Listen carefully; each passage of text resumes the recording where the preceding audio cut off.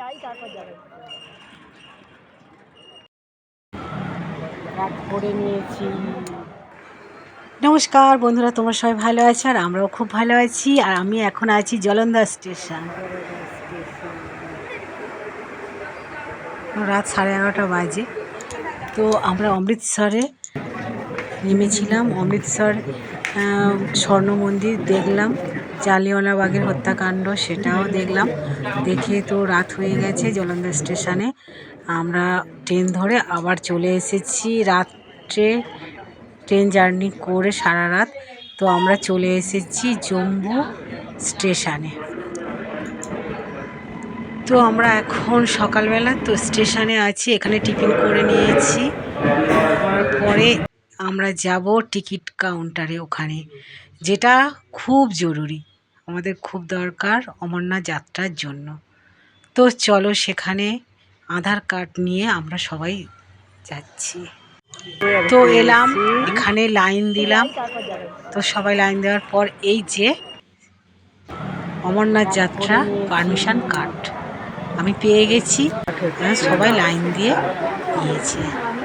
তো তারপরে এলাম, আমাদের ওখানের সিম কার্ড এখানে চলবে না, জম্মুতে চলবে না, কাশ্মীরে চলবে না। এখানে কাশ্মীরে নিতে হয়েছে সিম কার্ড। তো আমরা ফোনে লাগিয়ে নিলাম।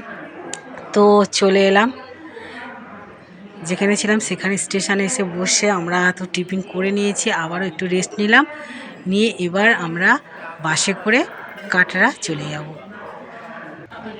তো আমরা খুব শান্তি পেয়েছি যে পারমিশন কার্ডটা আমরা জম্মুতে এসেই পেয়ে গেছি, যেটা আমরা 3 মাস ধরে আমরা যার জন্য অপেক্ষায় ছিলাম। তো সবার যে যার ব্যাগ নেব, নিয়ে এই যে আমরা এই যে কাটরায় যাওয়ার বাস আমরা উঠে পড়েছি বাসে।